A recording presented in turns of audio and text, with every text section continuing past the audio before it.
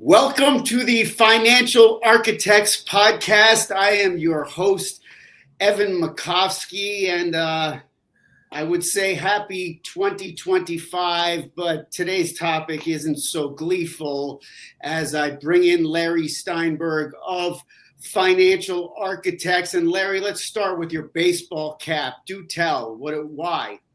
Well, I mean, normally I want to look professional and have my hair combed and all that, but I live in a fire zone and my water is not safe right now. So there is no showering and at least not showering at my house at this point. Hopefully we're going to have that fixed soon. But so the baseball cap was a necessity because I can't take a shower at home. Well, I'm going to gloss over asking you the follow-up. When's the last time you've taken a shower? We'll just move past that one. And, obviously. Well, luckily, I've got friends that are willing to share showers. So it's not that difficult. I'm not having to go to the gym. I'm okay. Like friends that are close enough by, it's okay. Are allowing me and the family to use their showers. Well, that's good to know that you are clean. And so continuing on here, it's been a terrible week for you. Obviously, are a Los Angeles resident. You live in the Pasadena area. These fires hit the Pacific Palisades, Altadena. I don't even want to get into all the ins and outs. Why don't you just first take us through your personal experience going through this horrible situation?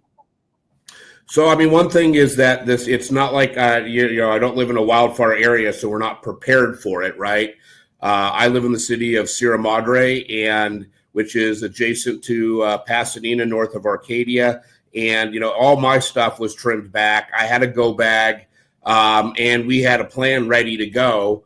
And then Tuesday night, check and make sure my son had his homework done. And I get a text from a friend that nearby, a couple miles away in Eaton Canyon, an area where I do a lot of hiking and am very familiar with, that there's a fire there. And, so I kind of prep him that, hey, we need to start gathering all stuff that can't be replaced. And for me, the stuff that can't be replaced is I don't care the financial value. I want the memory stuff, right? So we packed up, and for some reason I was at Home Depot, like a week ago, and they had tubs on sale, right? And so I don't know why, but I loaded up on a bunch of tubs that were sitting there. I was going to actually stick them in storage, maybe to use later. But that made it real easy to load up all like the kids' trophies and the old photos that we don't have digital copies of, and anything that was of emotional importance to us. The funny thing was to see my son deciding which bobbleheads from games we would go to. And it would be like, yeah, Dad, Trey Turner isn't on the Dodgers anymore. There's not going to be another Trey Turner bobblehead. He was doing exactly what I asked him to do, which was, let's load up the stuff that can't be replaced, right? The memory stuff. I have a 120-year-old coat of my grandfather's, things like that needed to go. And so we, in about an hour had the crates loaded up. I have a go bag. There's a couple things you have to throw into the go bag. I had, N95 masks. I actually have respirators, which was what we used initially for the smoky air. So like we were prepared for it, but being prepared for it that way isn't prepared for it psychologically, right? So we actually went and put a bunch of those crates at a friend's in Arcadia, and asked my son what he wanted to do. And he said, let's go find friends to stay with who aren't also going to end up being evacuated, because this thing was getting really big. In fact, after we packed, right, I decided to, let's sit down, let's be calm for a moment, and let's figure out what our next move is. Because people were texting and calling me, offering me places to stay, but I wasn't responding because the biggest thing to me was we can figure out where we're going later. And he wanted to go somewhere far enough away where we wouldn't potentially be moving right back into another evacuation. So we went over to friends in an area called Lakeview Terrace, which is, maybe 30 minutes to the west of Pasadena. And that's where we go. But after we dropped off some stuff for storage purposes at a friend in Arcadia, I was driving up Santa Anita Boulevard, which is the main thoroughfare through Arcadia, looks north and south right up at the mountains, and the entire mountain was on fire. And at that moment, I thought that we were homeless. In fact, I filmed a video of it and put it on Instagram and Facebook, and literally, you know, was sitting there saying, like, I think I'm homeless, right? Because, like, how could any homes survive that? But luckily, I live in Sierra Madre. One of the things about Sierra Madre, which made it different from the Hastings Ranch section of Pasadena, which we're adjacent to, or just west of there, Altadena, was, and especially compared to the Palisades, was that in Sierra Madre, we have our own water company. The water did not run out, right? Those other three areas, the firefighters couldn't do a lot because they had no water, and the winds were, you know, crazy. You know, like we get these kind of winds on a regular basis, once or two times a year. This year is a little different because it was so humid, or not humid. It was so dry. But like, this is stuff that normally happens. It just, Sierra Madre didn't get the amount of homes destroyed that these other areas did, where entire blocks and blocks are just gone, right? But we had water. So the firefighters had something to fight the fires with, right? Unfortunately, 2 houses on my block were gone. One of which was, you know, close friends of ours. I do have a number of friends, clients. A lot of the kids at my son's high school are affected. Like 3 of the kids on the baseball team, one of whom we've known since Little League, and we're close with the family. You know, their home's gone and everything's gone. You know, one of my clients who lost, you know, just about everything, had a collection of old historic guitars that he had collected over the years. He was so close to the fire zone that, like, the only stuff he escaped with was the stuff that was already in their car. Like that was it. They did not have time to gather pretty much anything because they were so close to the start of the fire, and this thing rolled through so quickly. Like, when I first was notified of it, it was 3 miles away. And when we got loaded up, you know, ready to go, the fire was visible from our house. So it moved 3 miles in 1 hour. I mean, that is crazy. And it's why, you know, a lot of people, you know, the other thing that is really sad is that, you know, we've had these regular fire evacuations in the past when we have fires. It's not unknown. A lot of people didn't even bother to put stuff in the car because they figured they'd be evacuated, and they would just go back to their home in 12 hours after, you know, they knocked it down, and it would be all right. And I think a lot of those people, the difference this time was, once again, there was no fire, there's no water in the fire hydrants, you know, and they're going to have to figure that out down the line, right? Like, why was that? And there's a lot of argument and all that other stuff, but they're going to have to do a real review afterwards and see what really happened there, because the argument that, you know, there was nothing they could do has been proven wrong by the fact that my little town of 10,000 didn't run out of water, right? So obviously that means that there's a systemic problem, that, you know, why these other places ran out, and why, you know, in one place, you know, one little town of 10,000, they didn't run out of water. We didn't run out of water. So that's going to be a subject for another day. But you know, it's you know, it was in and out of power. I was evacuated for a bunch of days, staying with friends, and you know, the community itself rallied together, right? You know, one of the big things right now is that a lot of the places collecting supplies for people have said, don't bring anything more because we're at capacity. We've got, you know, all the stuff we need to give out to people, which was, you know, that's pretty cool. You know, my daughter went down to LA Equestrian Center. She was volunteering, helping with the horses and animals there. She's an equestrian. She knows how to do that. Where our horse is in San Dimas, had smoke, but there was no fire danger there for this particular fire. So she was able to go help other people. So, you know, but it was, you know, it's terrible. You know, yeah, it's terrible. But, you know, there's going to be a lot of fallout afterwards, right? I think things in Los Angeles are never going to be the same. I would agree with that. And so there's so many ways to go. I'm just going to let you take it wherever you want. You mentioned, you know, the political blame game that's taken place, you know, between the governor and the Republicans. That's what the country's been monitoring that. But, you know, people who lose their homes, I mean, how do you put one foot in front of the other here when you don't have a home, and let's say you have a family and you have children. Like, I mean, how does it even, like, how do you start? I don't even know how to say, like, the recovery process. You'll get into the economy, but I mean, you lose your home and then what? Well, I mean, here's the situation. There's people that were prepared for this and people that were not. On the financial side, just like anything else. The issue of fire insurance is a very big one in California. You're hearing all of the stuff, saying all the insurance companies were canceling everybody's policies, and woe, evil insurance companies. But in hindsight, if a company is canceling a bunch of policies in an area that then has a massive loss, shows the insurance companies were just smart. They knew what was coming. There's no law that says they have to take bad risks. California's done a bad job of managing insurance and not to say that's unique. There, Texas and Florida have had a lot of insurance problems too. But the problem was that oftentimes was complicated with people making, not getting their financial house in order, which was there's a lot of people that, their homes were paid off who dropped fire insurance, right? Now they have no way to rebuild, right? They have no way to even cover the costs of the cleanup of their property because they had no insurance. And a lot of those people made that as a financial choice because their policy that was $2,000 a year was $10,000 a year now, and they just felt they couldn't afford it, right? Their home was paid off and they didn't figure they had to take the expense. And this is nothing new. All the time there's an issue in California with condominium complexes where the complex itself doesn't require the people to, if their unit's paid off, to have insurance because they said, well, if it burns down, it's the homeowners association.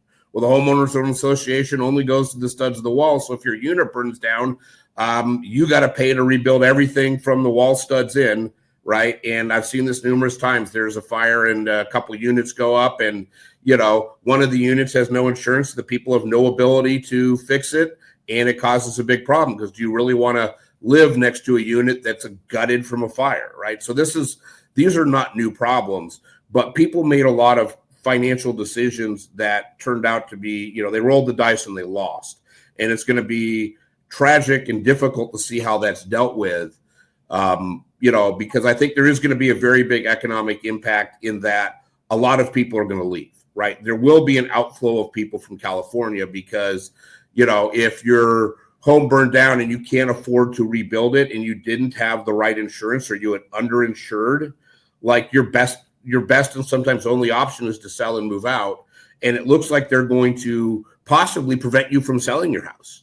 Right? The government's coming in saying we don't want speculators or developers coming in and owning these lots. Well, if you didn't have it insured properly and you can't afford to rebuild it, your only option is to sell. And if the government now tells you you can't, I don't even know where you go from there. Right? Well, I got a question. Okay. Way back yonder, many years ago, I worked for a realtor and I know the Pacific Palisades. He had me going door to door. And there are those homes, many of them, I mean, you're talking about 8 figures, $10 million and up, somewhat because of their proximity to the Pacific Ocean, but also their beautiful structures. So you're telling me somebody loses a $12 million home, you're telling me they don't have insurance? Now, they're obviously affluent. If you can afford a 8-figure home, you're definitely affluent, but you're basically out $12 million. Is that what you're doing? So that's one of the things people throw around. Let's just say that you buy your home for $20 million. That doesn't mean it costs $20 million to replace it, right?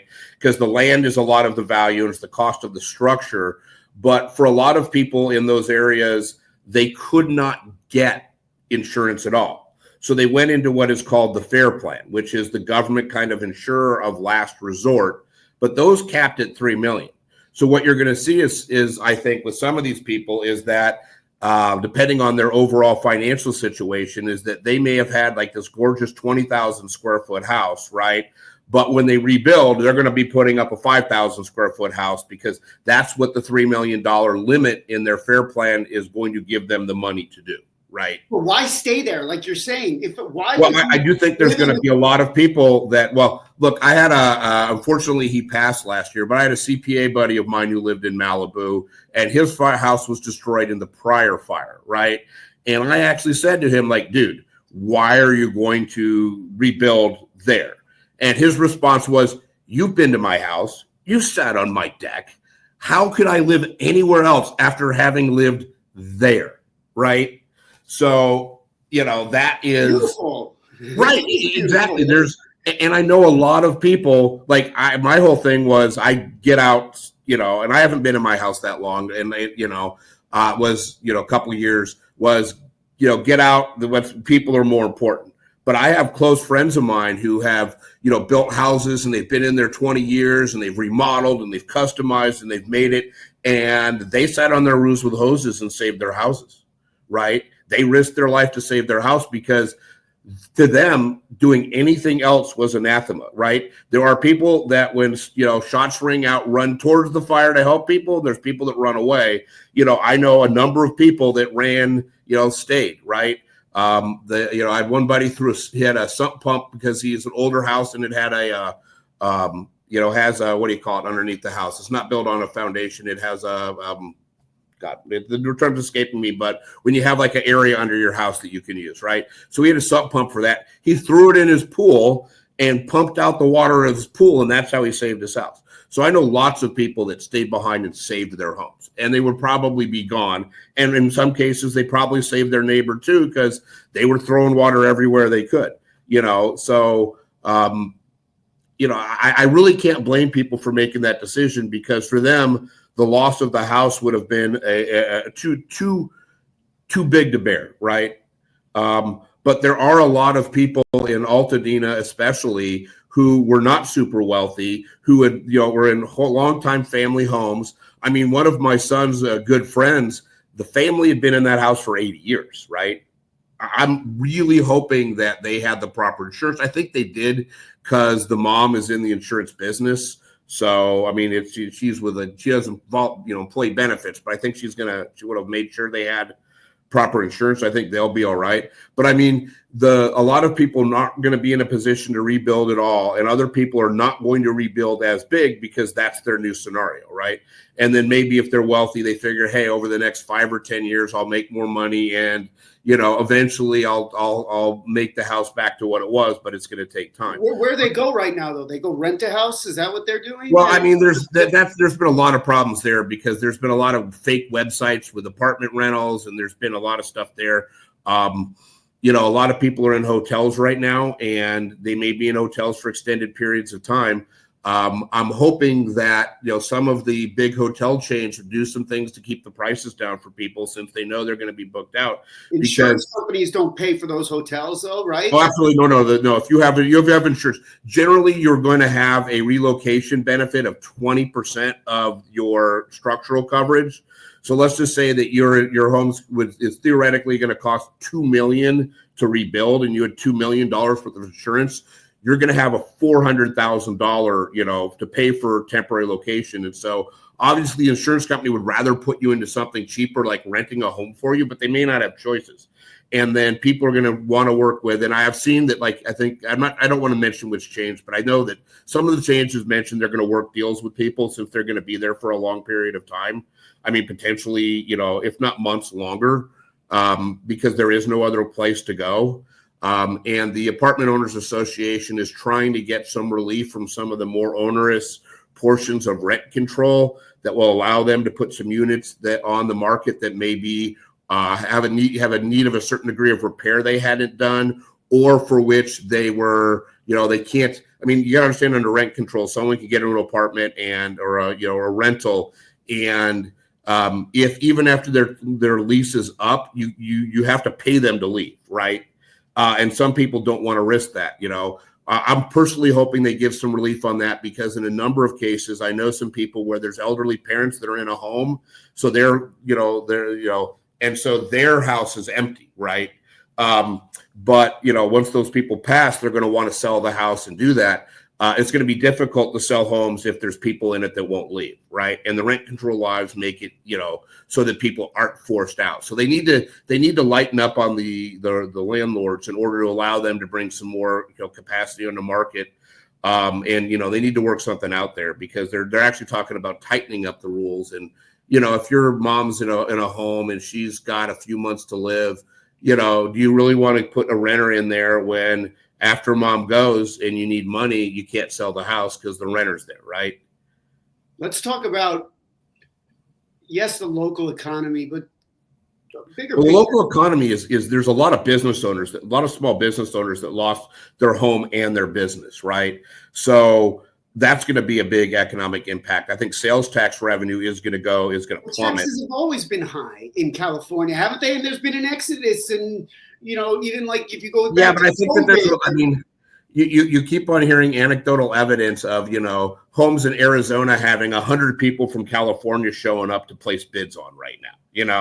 So there's going to be the exodus from California is going to get magnified, and then because of the shortage of homes, it's like, all right, if I'm lived in the Palisades and I work in downtown LA, and like the closest thing I'm going to be able to get that I feel comfortable putting my family in is in 2 hours away, then they may just go to Texas or Arizona or Utah, for the time being, right? And then they may not come back. They may not choose to rebuild. So we don't know how this is going to play out. But tax revenue is going to plummet, right? Especially because under California law, if your home's destroyed, there is a moratorium on them collecting the real estate tax. I mean, there'll always be, I would assume, tourist tax for people coming to visit California, whether they're going to, it's obviously between San Diego and Los Angeles and San Francisco. They're tourist attractions, and they're also, it's on the ocean, it's on the Pacific Ocean, but that also means prices are expensive. And now, there's a massive shortage. They can't put all these people, keep them here anywhere close to being local. Like you can't lose 12,000, 13, 14,000 structures, whatever it is there, and then the tourist places. I mean, if I was Disneyland or Knott's Berry Farm, I'd be really worried right now, because all of those hotel rooms are going to be used by residents, right? And the hotels aren't going to be able to say, like, I'm not going to allow resident and locals in here for tourists, right? That's not going to fly. A lot of people are going to be forced to have to go temporarily other places, right? The school districts are all worried because they're worried that they're going to have a massive outflow of students, and that's going to affect their revenue. So there's provisions to try to protect them that for this year's budget. But if you lose 10% of your students or 20% of your students, like they're going to give you the same amount of money for this year, but then next year your budget's going to get rolled back at the same time as you have, Pasadena Unified had 5 schools damaged, 2 are completely gone. Like the schools are, not there anymore. And so they have to move those kids around. But a lot of kids are just going to be, they're just going to move, right? They're going to leave because there's no option to keep all these people here. We don't have there's not room for 20 or 30,000 people to, have, places to stay. So how in your mind, and I'm not saying, you're a city planner, but how does Los Angeles take steps to bounce back from this? And I know it's going to take years. And when you say rebuild a home, right now it's all, these homes are just burnt ashes you see on TV. And I mean, how long is that going to take before, the cleanup job they just told them that you can't clean up your own house, right?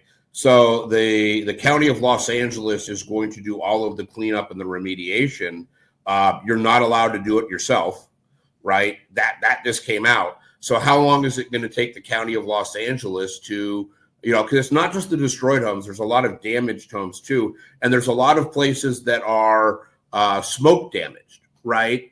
Where they're not habitable. The house didn't burn down, but it's going to need some remediation in order to make it livable. And especially if somebody has allergy issues or anything like that.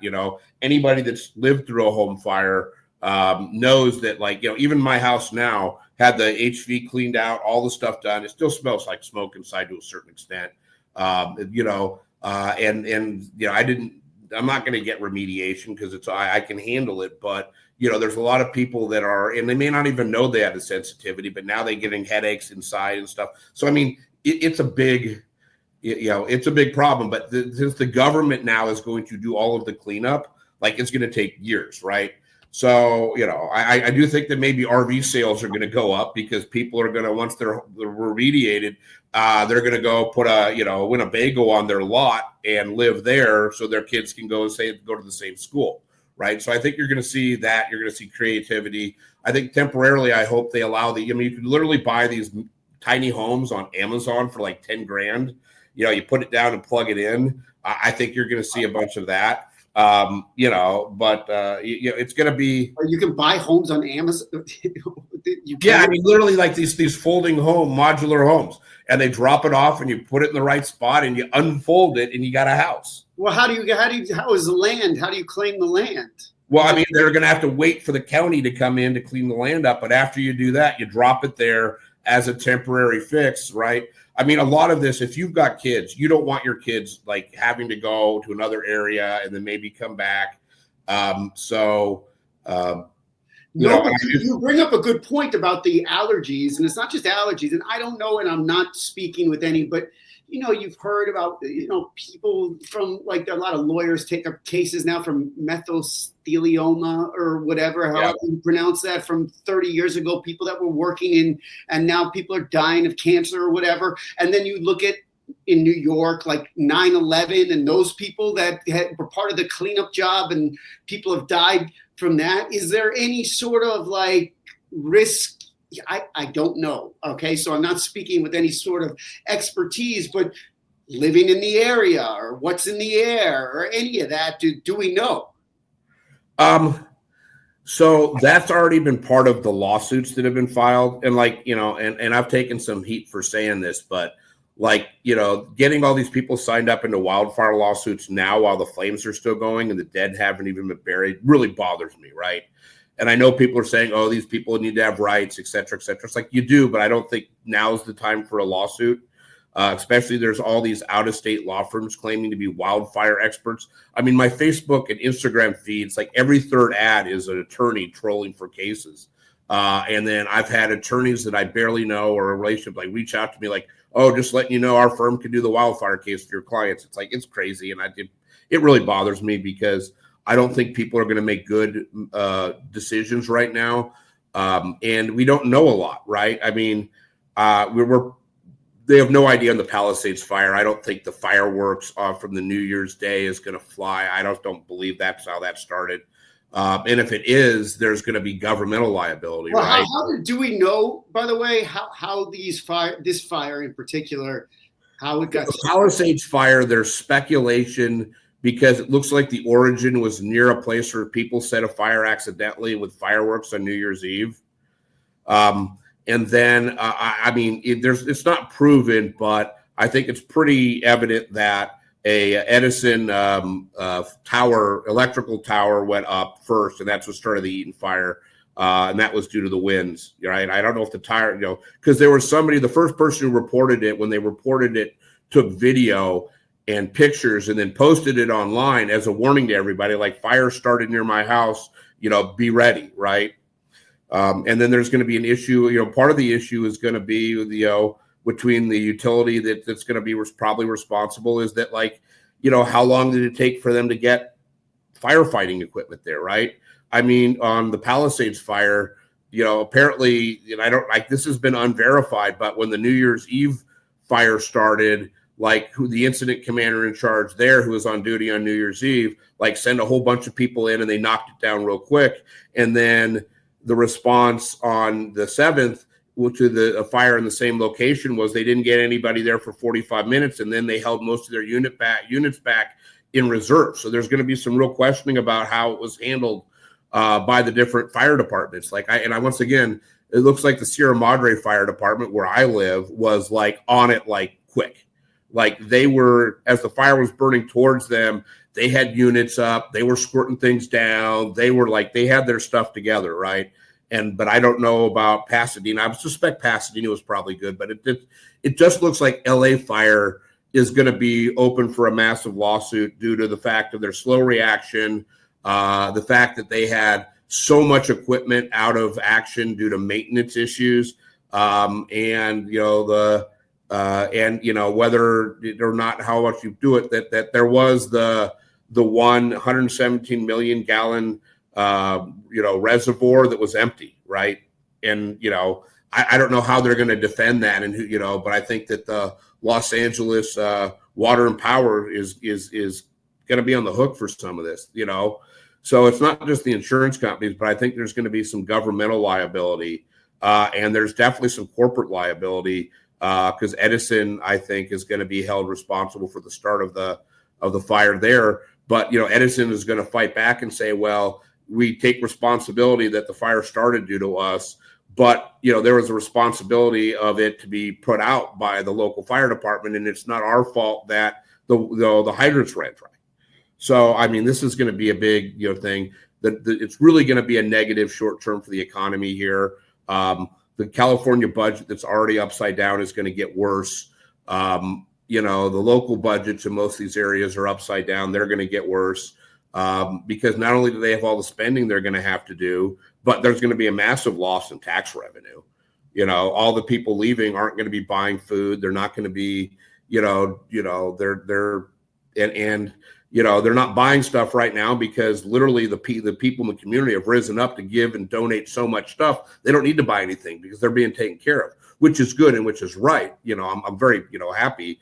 I'm going to be, my son and I are going to be volunteering tomorrow to move a bunch of supplies in from a friend, or we know that's bringing a bunch of supplies in. I mean, like, that effort's been good, but that doesn't help the local economy, right? Because people aren't spending money. So sales tax revenue, I predict, is going to plummet. So, like, after a lot of tragedies, and not to minimize, you said you're volunteering, communities come together, and that's a positive. But outside of that, the local economy, you see difficulties in the near and somewhat far future here. What about, like we touched on the divisiveness that's happening politically. What about the national economy and the way the country is going to digest and is digesting this? And we're about to, and by the time people watch this, a new president is going to be inaugurated. And how do you see this affecting the country here going forward? Its relationship with California, people wanting to come to California, just go ahead. Well, I mean, one thing I really see is that, the relationship to Maui and to the North Carolina is going to come out, right? Because, and not to be political here, but Biden went to North Carolina and said he was going to make sure the federal government took care of everybody, and people there are still living in tents, right? So, we had the Maui fires, 2023, I believe, and I knew people there that owned properties there or just were familiar there, and there's people North living. Carolina, you're talking about Asheville. What happened? Yes, right. There's still people in that were affected there that haven't been taken care of, right? And the people in Maui, there's a lot of people there that are still displaced, and we're talking years later. So if they go and if the federal government comes in and starts spending billions and billions here when they didn't do that and promised to in North Carolina and Maui, I think there's going to be a political reckoning over that, because why does California get a preference, right? And I thought it was irresponsible of Biden to come in and say the federal government is going to take care of you when he's spending money that somebody else is going to have to pay, right? And we'll see, So, but I think that how you think this affects the national economy is really going to be dependent on whether, I think, from an economic standpoint, you're a Keynesian or you're a supply sider, right? A Keynesian is going to say, hey, this is going to be a boost to the economy because of all the economic activity that is going to be poured in, rebuilding and doing work and all that stuff like that. I don't think so. I think this is going to be inflationary. and a negative. It's going to be inflationary because all of the business activity from LA is drastically reduced, and money is shooting in and being spent. But like the a Keynesian, it kind of like if you pay in a bad time, you pay somebody to dig a ditch, and then you pay them to fill it in, and then you pay them to dig a ditch, and that economic activity is boosting. And like at the end of the day, it's like you're still ending up with dirt, right? It's not good. So I think that this is not going to be good for inflation, because the spending there is going to come from a government that's already in the hole, right? So we're talking about hundreds of billions of dollars, because I believe what's going to happen is that I really believe that they're going to go and they're going to do more for Maui and for North Carolina, now, because they're going to be called to the task for not having done for those people. And why do the people in California get a preference?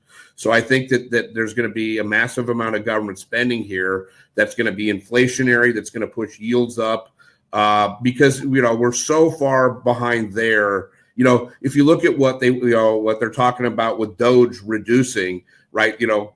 Giving billions, like we just spent a bunch of that already, right? So it's going to be difficult to see how that's not inflationary.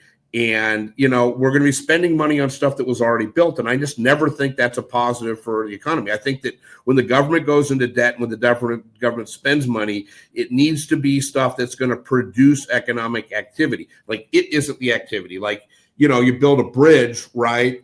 And you go into debt to do that. But that bridge creates, shipping and transit, and, the people on one side of the river can sell to the people on the other side now, and vice versa. And you can go get a job on the other side of the river. So that spurs economic activity, right? This doesn't spur long-term economic activity. That just gets people back to where they were, and probably not even where they were, right? Because the guy with the 10,000 square foot house that in 5 years is going to have a 3,000 square foot house, right? Where's, that person's not going to be doing as much into the economy either. And all the business owners that got wiped out in this, a lot of them just aren't going to come back, right? A lot of them are going to take their insurance payoff if they were smart enough to have insurance, and they're going to retire, right? It's like the old joke that, the two business owners from New York are walking down the beach and run into each other in Florida, right? Like, hey, haven't seen you in a while. How's your business? Like, oh, well, I retired. Well, why'd you retire? Funny thing was my factory burned down, and I took the money and came here. And the guy's like, oh, yeah, funny thing is my factory burned down and I got the money and I retired here too, right?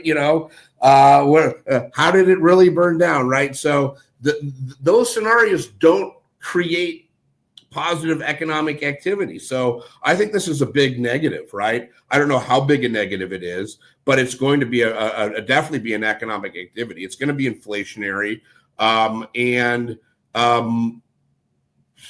we'll see, but I don't think this is good. I'm more of a supply side economist, and spending a bunch of money building something that was already built before, I think may give a short-term pop to GDP numbers, but in the end, it's a negative. Last thing before we get out of here, and I said I didn't want to get too political, but that's all right. I'm not afraid to share my opinion.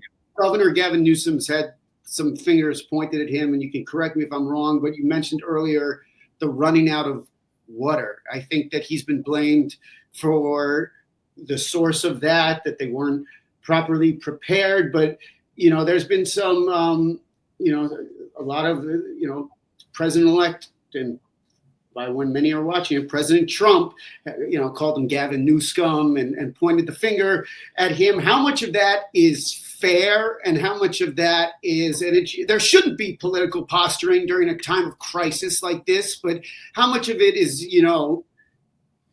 people are really angry, and and I made a comment that some people didn't like on a social media post because it just fried me when, which was that I think I think there's a lot of culpability in government mismanagement, and it's not a Republican or Democrat thing to, it didn't cost any money to have that reservoir that was down for maintenance filled up, right? Like, I understand that there was like a little bit of leakage in it and it had been sitting empty for a year because they hadn't gotten to fixing it, but it's not a Democrat or Republican issue when everybody's telling you we've got low humidity, we're in this massive fire danger, because the warnings were out everywhere. Every newscast, everybody was talking about we have a heightened fire danger before this thing happened.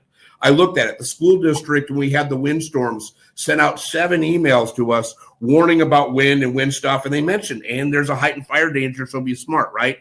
So if you're in charge of the water, it's not whether you're Republican or Democrat, whether you make a decision to have the reservoir that's in maintenance, which is the largest one, and say, out of abundance of caution, let's fill that up for right now. Like, if we need to drain it later when we eventually get to fixing it, I don't know why it takes a year to fix, but like, those aren't Republican or Democrat issues. Like, there's a lot of criticism of the fire department, of the LA fire department, and I don't think this is leadership of that. They didn't allocate resources properly, and that they held people back in reserve when they should have just attacked the beginning of the fire and tried to put it out quickly, right? They're saying that there was a 45-minute response time to the beginning of the Palisades fire, right? There was an instantaneous response when the Eaton Canyon went up, where that fire started. I mean, the people that were recording it as it happened and reported it in, there was firefighters there in minutes. It's just that location was on a hill and difficult for them to get to, right?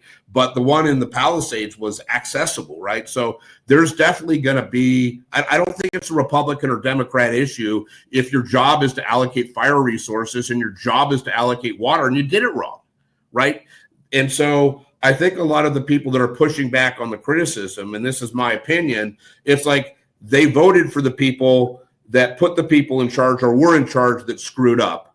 And now they don't want to come to grips with, they have some culpability, right? I think if you elected Karen Bass as your mayor, and despite all the warnings from the fire chief, who has her own issues, you cut their budget when they were stating in emails that we don't have enough people to put out a big fire if it comes, right? I think, and you voted for her, you kind of don't want to take responsibility for having made a bad vote. So therefore it was out of control. So I think psychologically, a lot of people that voted for people that they believed in who let them down psychologically don't want it to be their fault, because then they know by connection that there's a line of culpability to them for voting in that person in the first place. And I don't think that's Republican or Democrat. I just think that's kind of reality. If it's like, the NFL, right? If you put a bunch of wager, like if the last 2 games you were a real big believer in Sam Darnold, right? And he blew it, right? If you were on the Sam Darnold train and you were placing bets on Sam Darnold, right? You really look at hindsight. That was a bad decision, right? I don't think you were necessarily wrong to have that belief. You were just wrong, and you want to be in denial that it was anybody but Sam Darnold's fault that he lost, because you had attached yourself psychologically to the same. Well, the offensive line of Minnesota, you can blame them. I think Darnold got sacked 9 times. You can't put that all.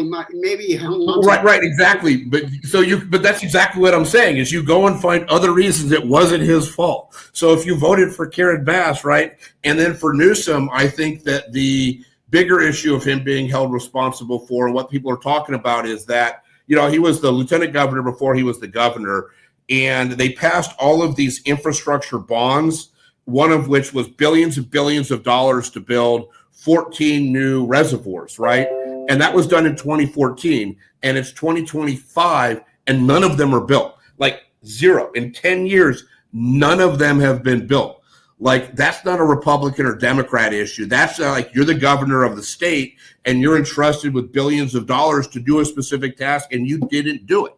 I mean, I think that if a Republican governor of Texas had done something like that, that people would legitimately be upset with him, and you shouldn't defend him just because you're a Republican, right?